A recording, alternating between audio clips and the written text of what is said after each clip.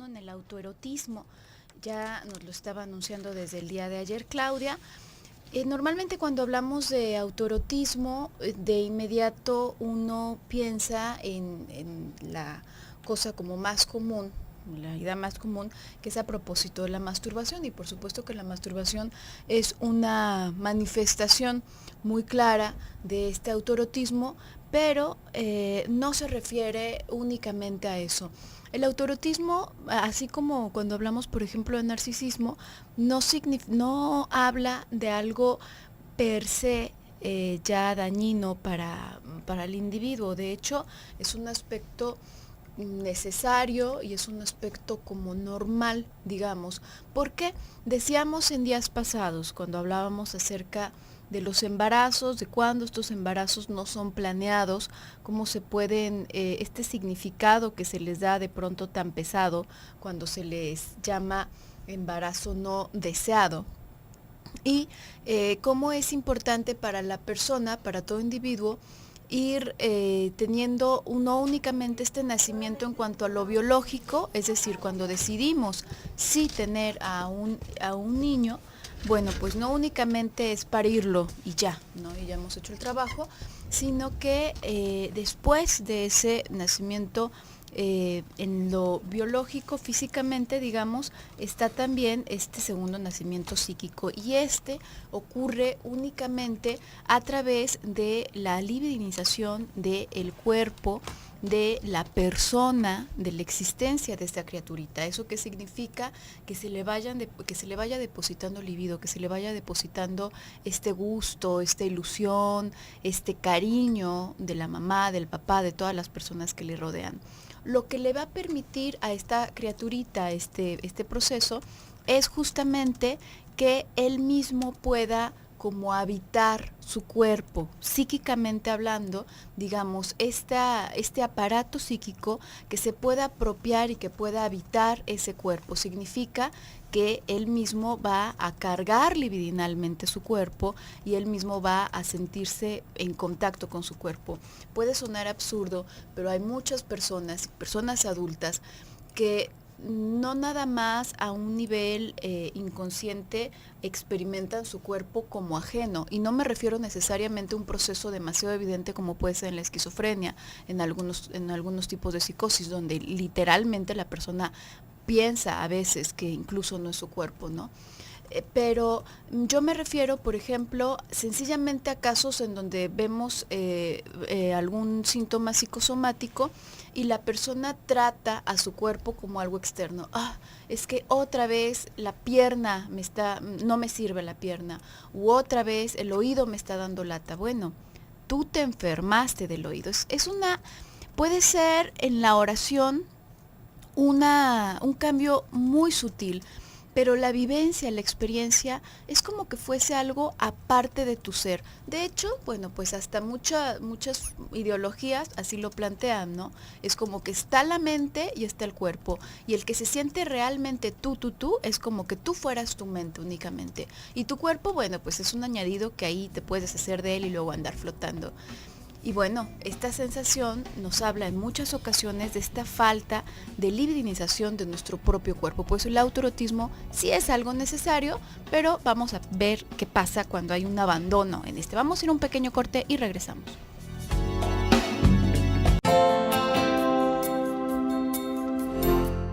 Desde tu mirada, 6:19. Estamos hablando acerca del abandono en el autoerotismo. Y decíamos antes de salir a corte que está esta cuestión necesaria del autoerotismo. No significa que haya personas en donde este proceso no tenga lugar en absoluto, sino que puede ocurrir de manera defectuosa. Decíamos, es necesario que un ser humano, que una criatura sea deseada, sea amada por las personas de alrededor, para que pueda empezar a concebirse a sí mismo como existente, incluso como que está ahí, y que pueda tener este nacimiento psíquico. Es necesario también que sepa de sí, que se sepa existente, y que conozca incluso de su historia. Por eso también ayer decíamos, ¿qué pasa con estas lagunas que quedan a propósito de tu propia historia, ¿no? ¿Por qué te tuvieron? ¿En qué momento?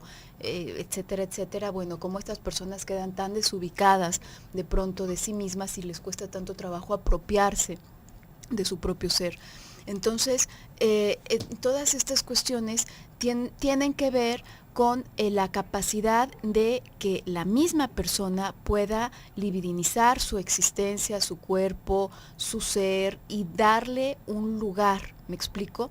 Decíamos, es cierto que necesitamos que de las otras personas para describirnos y para conocer el mundo. Incluso algo que sentimos tan nuestro como el nombre, pues eso nos lo dijo otra persona, nos lo avisó otra persona.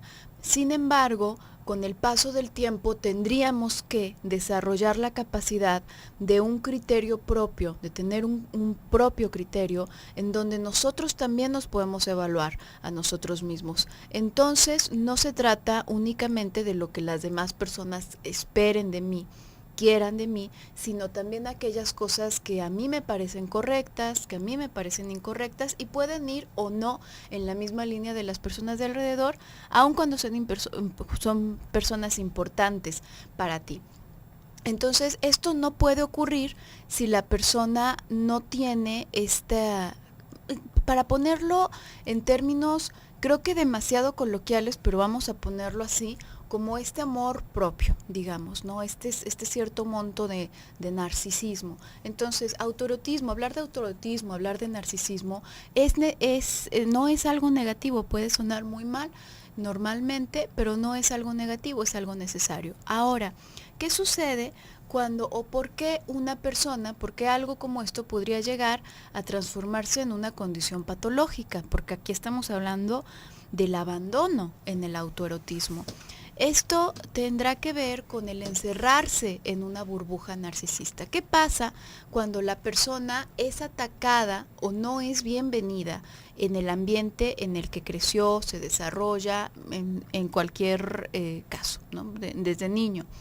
Ya sea porque el ambiente sí es muy precario, porque verdaderamente hay ataques hacia su persona, porque las condiciones no permiten que se le brinde algo, pues mucho más cordial a esta criaturita.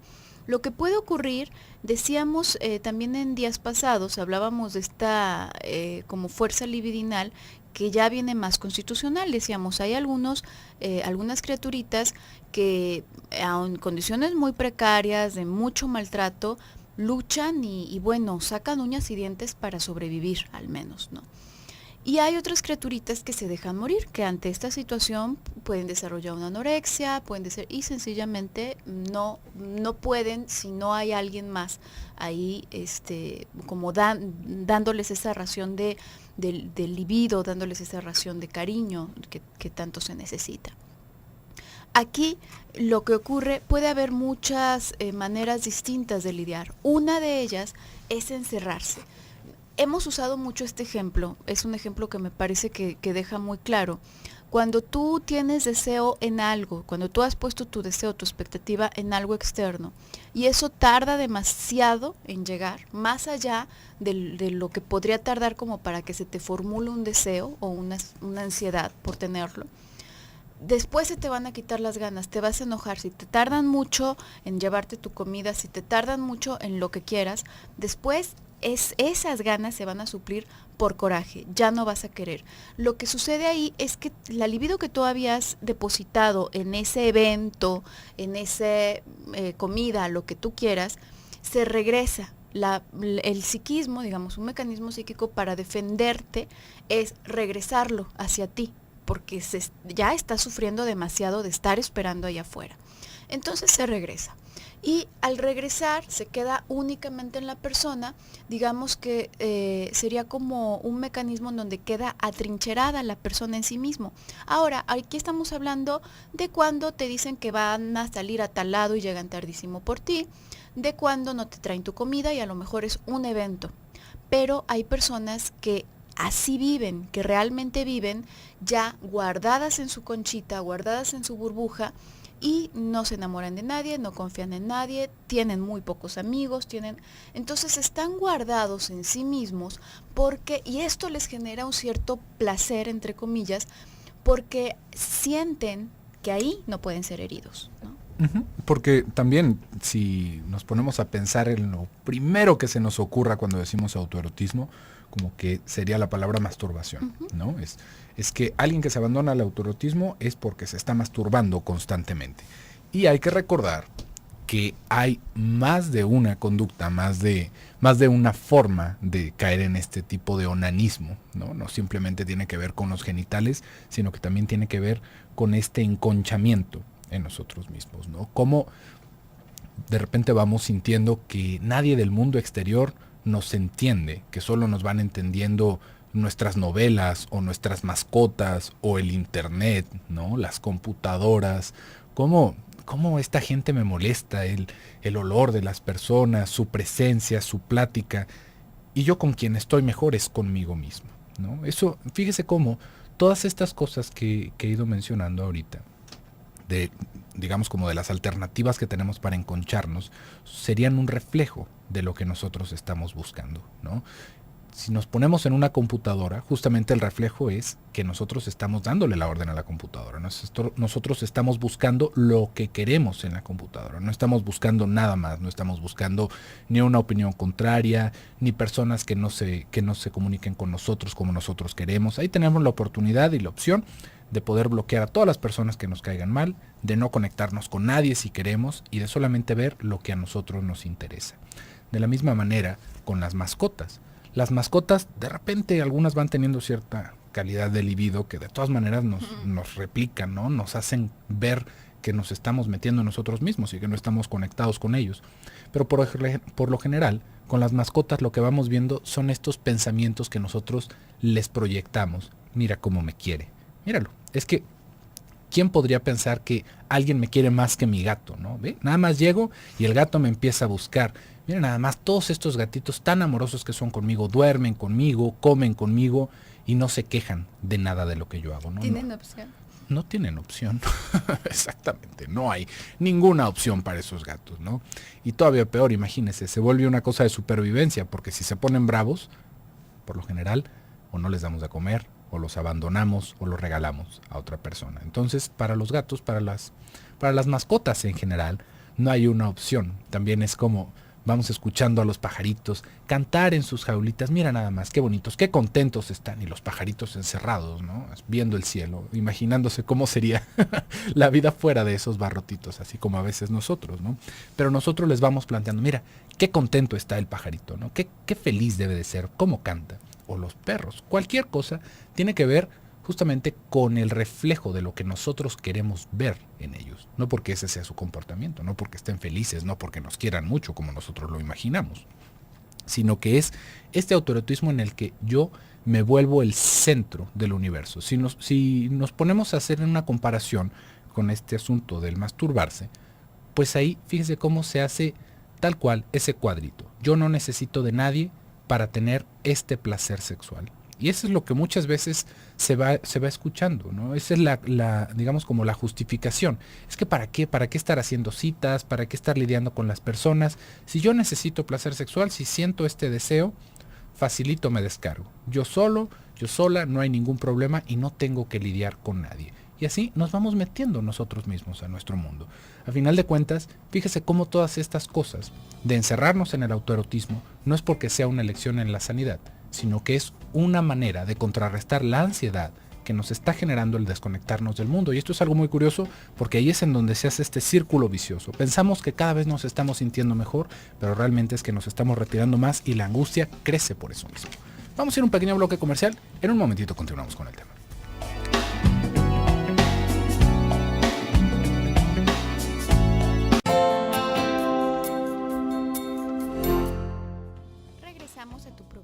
Desde tu mirada, 6:34. Estamos hablando acerca del abandono en el autoerotismo. Antes de salir a corte, José Luis, ibas hablando tú de cómo es que esta huida narcisista, este repliegue, de pronto puede dar una falsa ilusión de verdaderamente estar sanando o estar mejorando a la persona, cuando en realidad lo que sucede es que se está llevando a cabo una descarga constante de ansiedad, ¿no?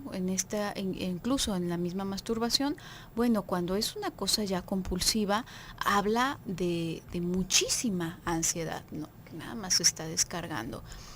Hay personas que de hecho pueden tener una relación sexual con otro, pero ese otro adquiere como el estatus de cosas, ¿no? Realmente parece una cosa masturbatoria también, en el sentido de que no están conectándose realmente con el otro. Y ese, digamos, se trata de mantener lo más alejado posible esa figura, como pueden ser incluso hasta personas que tengan relaciones con prostitutas, ¿no?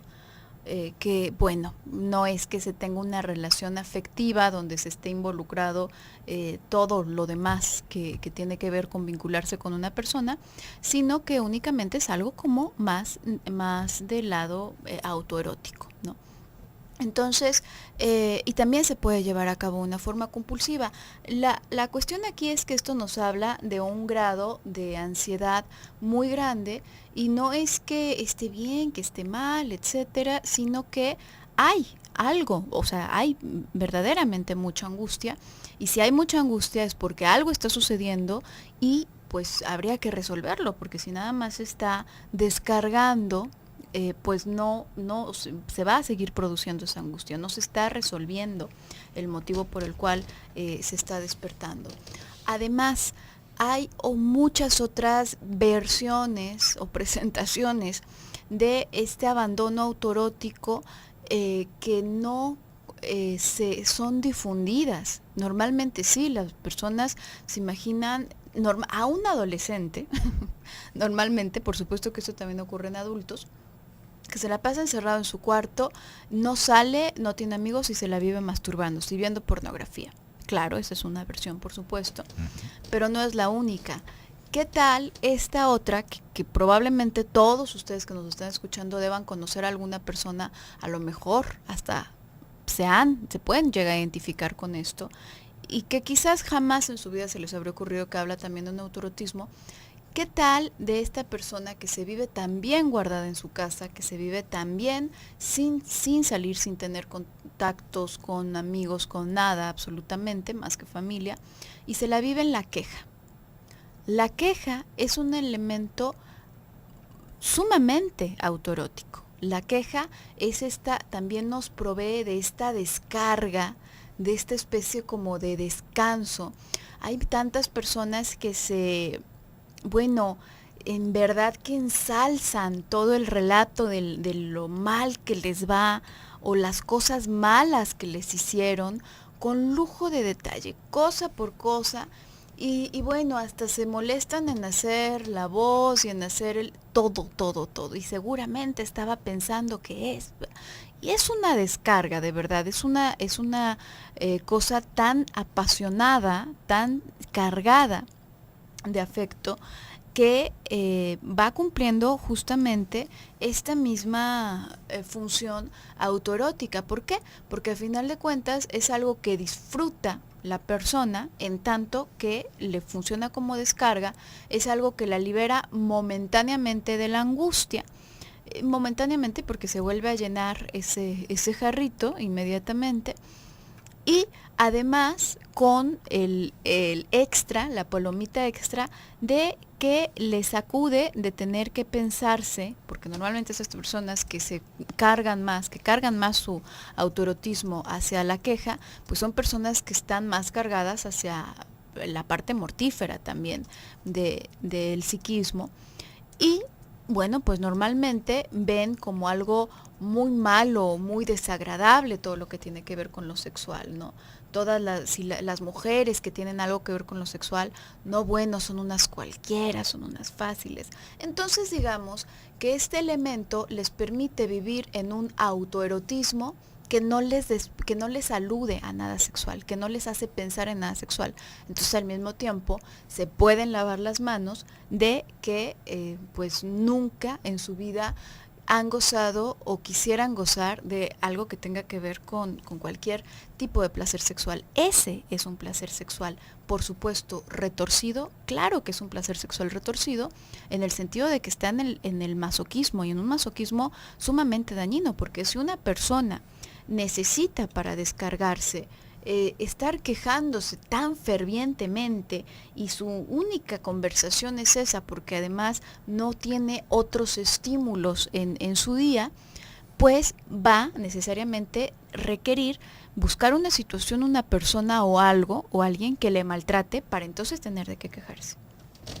También, digamos, como de una manera también paralela a toda esta situación del masoquismo y el autoerotismo, nos podemos encontrar estas personas en las que, ok, vamos pensando, ¿no? La moral o ciertos estatutos de alguna otra forma van prohibiendo la sexualidad.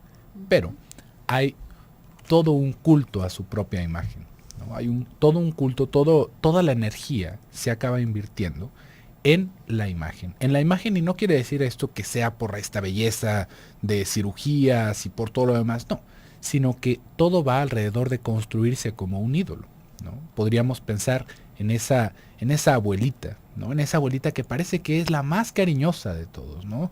Todos quieren a la abuelita, ¿pero por qué? Porque la abuelita a todos hace regalos, ¿no? A todos los tiene con la boca endulzada. Y la abuelita, y se hace el cumpleaños y es en casa de la abuelita. Y cualquier persona va a cumplir 15 años y la abuelita hace un regalo, o el abuelito. Y uno podría decir, mira nada más, qué persona tan consciente, tan bondadosa, tan buena. Pero, digamos que esto solamente son los ladrillitos que se van construyendo para hacerse un ídolo, ¿no? Es, de alguna manera, nos acabamos engañando que estamos dando hacia afuera cuando solamente estamos dando para nosotros. Esta es una cosa medio compleja, un poquito complicada. Ya lo habíamos hablado con esta parte del altruismo, ¿no? Con cómo en el altruismo, al final de cuentas, podemos hacerle un bien a los demás, pero nos estamos dando un placer a nosotros también. Acá, digamos que ante esta imposibilidad nos vamos a encontrar que casi todo lo que hacemos, si no es por decir que todo lo que hacemos tiene que ver con nuestro propio placer. Pero es muy distinto, por ejemplo, hacer un regalo por el placer de ver que el otro tenga el gusto de utilizar el regalo, de recibir el regalo, o buscar el placer de dar regalos porque sepan que yo doy regalos. Ahí es en donde está esta diferencia, ¿sí ve? De todas maneras, en las dos uno podría decir, bueno, pero son personas que dan, son personas que son bondadosos. Para los que están del otro lado les viene muy bien, a quien le dan pan que llore, como dicen por ahí. Pero acá el punto es, como este tipo de movimientos, no es que los vayamos a calificar como buenos o malos, pero este tipo de movimientos van cerrando el mundo para esta persona. Y esto es justamente de lo que intentamos hablar acá en el programa. No de que fuera bueno o malo y vamos a darle unos manazos a los que lo hagan, o si usted siente que tiene esto, pues entonces está muy mal en su vida. No, sino poder entender que hay un sufrimiento atrás de todo esto, que hay una razón patológica atrás de este tipo de movimientos, atrás de este tipo de conductas. ¿Por qué? Porque digamos que imagínese que tuviéramos una guerra, que tuviéramos una persecución de algún criminal, por ejemplo. ¿Dónde se escondería el criminal? ¿En dónde sería, digamos, como el lugar más propicio para que se escondiera ese criminal? Uno podría decir, bueno, pues depende de cada criminal. Imagínese que por alguna cosa, podríamos decir aquí en Guadalajara, el Hospicio Cabañas tuviera una regla en donde todos los que están adentro del Hospicio Cabañas no pueden ser juzgados. O sea, ahí no se puede meter la policía. ¿Usted dónde cree que se escondería el criminal? Definitivamente que se esconde en esos lugares, en donde quedan intocables. Esto, pensémoslo dentro de nuestro inconsciente, donde se nos van a albergar las conductas más destructivas para nosotros. Las conductas que a final de cuentas nos acaban enfermando, se van a poner justamente en conductas y en posturas en donde no entren a nuestra propia crítica. Cosas que nosotros no nos vamos cuestionando, pues ¿por qué estaría mal dar un regalo a final de cuentas? Pues si yo estoy dando regalos es porque soy muy bueno. Y ahí ya no quedó nada para nosotros como para que nos podamos cuestionar. Y justamente ahí es en donde se van guardando todas estas cosas. También en esto mismo, pensémoslo con la masturbación, pues es que yo a quién le estoy haciendo daño, si estoy yo solamente, ¿no? Si estoy yo solo metido. Entonces, ¿eso qué? Eso lo va haciendo menos dañino, ¿no? Porque nada más estamos lastimando a una sola persona si nos vemos involucrados en este tipo de dinámica. Por supuesto que no. Ahí el problema es lo que nos afecta a nosotros como individuos. Primero vamos viendo lo que nos pasa a nosotros como personas y ya después nos empezamos a preocupar por lo que está afuera. Vamos a ir a un pequeño bloque comercial, en un momentito volvemos.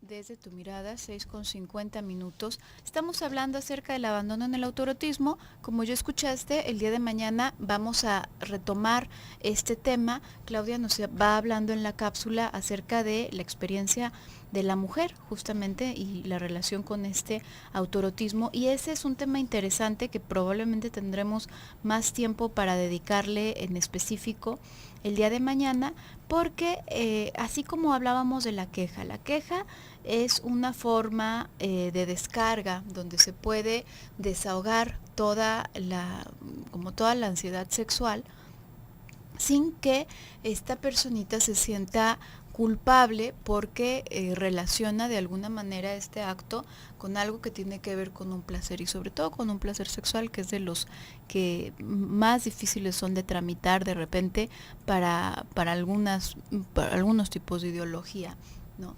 Entonces, para la mujer va a ser algo muy común porque esto ha sido reprimido específicamente en la figura de la mujer, me refiero a la imagen femenina. Entonces, se ve obligada, entre comillas, a veces a buscar vías alternas para poder desahogar este aspecto sexual. Sin embargo, es lamentable, pero la sexualidad no tiene un papel lineal en nuestras vidas. Por eso al principio del programa inmediatamente decía, bueno, hablamos de autoerotismo y uno inmediatamente piensa en masturbación, se habla de sexualidad e inmediatamente se piensa en coito, en este tipo de manifestaciones más lineales. Por supuesto que eso, la sexualidad tiene que ver con eso, claro. Pero la sexualidad es un elemento tan fundamental en nuestro psiquismo que está relacionada también con aquella energía de la cual tomamos para poner nuestra determinación y nuestro placer y nuestro gusto en cualquier otra actividad. Esta curiosidad que tienen los niños, que puede ser desde revisarse los genitales, desde ir y ver bajo la falda de la compañerita, desde ir y asomarse o querer ver cuando se cambian las personas adultas, etcétera. Esa misma curiosidad, si se le puede dar a las personas que están alrededor, si se le ponen límites, pero límites que le permitan canalizarlo, es decir, por ejemplo, bueno, pues claro que puedes explorar tu cuerpo, pero no en público. No es que en público vas a sacarte tu genital para estar, porque eso resulta agresivo para las personas que están alrededor. Eso es algo íntimo y tú lo puedes ver cuando estés en intimidad, cuando te estés bañando, bueno, ahí le explicamos y claro, le ponemos esta delimitación. Pero una delimitación que si tú te lo imaginas como un río, es como si fueses haciendo canales, ¿sí? Es por aquí puede pasar el agua y por acá también puede pasar el agua, y esto hasta puede resultar algo muy fructífero, ¿no? Porque va a estar todo surtido de agua, vamos a pensarlo así. En cambio, hay personas que tienden más a tratar de anular eso. ¿Qué significa? Esas cosas son del diablo. No te toques ahí porque se te va a caer. Mira nada más que asqueroso. ¿Cómo puede ser posible que estés haciendo eso? Entonces entra una carga excesiva de vergüenza y de susto en el niño, en la niña. Y eso queda taponeado. Vamos a empezar otra vez en este río, que en lugar de ponerle estos canales para que se vaya redistribuyendo el agua que lleva, en lugar de eso ponemos nada más una barrera gigante enfrente. ¿qué va a suceder? Que sencillamente se va a acumular y se va a acumular y va a reventar en algún momento, no en forma de canales muy bien diseñados y muy bien estructurados, sino que va a reventar por donde, va a salir por donde pueda, una vez que reviente. Y normalmente haciendo destrozos. Puede hacer destrozos en muchas personas hacia adentro únicamente, como es esta otra persona en la que se acumula tanto que bueno, no le queda más que empezar a disfrutar el dolor, empezar a disfrutar de la queja, empezar a disfrutar de las cosas de las que nadie le va a culpar por estar disfrutando, ¿no? ¿Quién va a culpar a alguien que sufra mucho, ¿no? Al contrario, ¿no? Qué bueno, esa mujer mira nada más que abnegada, cómo sufre, y lamentablemente lo ponemos como si fuese algo bueno, cuando no tiene nada de bueno estarse haciendo daño a uno, ¿no? O que una persona esté sufriendo no tendría por qué ser algo positivo. Entonces, en la mujer, como este aspecto sexual ha sido a través de la historia y aún en este momento, aunque ya nos creemos de pronto muy civilizados y evolucionados, aún en este momento también, el aspecto sexual ha estado muy como clausurado y eso hace que otras formas de manifestación de la libido tampoco sean tan desarrolladas tan comúnmente en las mujeres, como pueden ser ámbitos intelectuales, como pueden ser ámbitos de investigación, como pueden ser ámbitos artísticos incluso. Tampoco son tan explotados porque esa libido normalmente en la mujer es difícil que esté bien distribuida, normalmente está saturada, está como clausurada, ¿no? Es realmente una situación muy, muy triste, ¿no? ¿Por qué? Porque ya lo estábamos diciendo en bloques anteriores, de alguna manera se va camuflando, se va haciendo algo como muy normal y que de repente vamos viviendo como hasta si fuera un ideal, ¿no? En sí podemos ver que en diversas religiones, el ser un mártir es una de las cosas más altas en las que se puede terminar uno en su vida. Y ser ¿no? casto también. Y ser casto, ¿no? Pero, ¿Por qué? ¿No? Claro. Entonces, ahí, ¿cuál es? Al final, no, pero casto, me quedé pensando. Célibe. Célibe. Sí, casto es ser fiel, ¿no? Creo que es lo mismo, al final de cuentas. Pero, ¿qué pasa con esto, no? ¿Qué pasa con este tipo de ideales? Que de alguna manera nos hemos ido haciendo a la cultura, hemos ido haciendo la cultura hacia nosotros para poder disfrutar de estos placeres enfermizos, al final de cuentas. ¿No? ¿Por qué enfermizos? Sí. ¿Por qué podríamos decir enfermizos? Acuérdense que no estamos diciendo si es bueno o es malo. Simplemente es algo que nos enferma. Es algo que no nos permite disfrutar de la vida en su pleno. Y no quiere decir que todos deberíamos de ser un girasol, un plato resplandeciente que está tomando cada uno de los rayos del sol. No. Pero sí apuntarle a buscar más de lo que podemos tener. Poder apuntarle a disfrutar más de nuestra vida.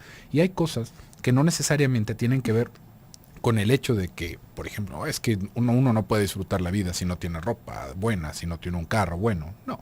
Acá estamos hablando ya realmente de aspectos que se ven como muy poco valorados.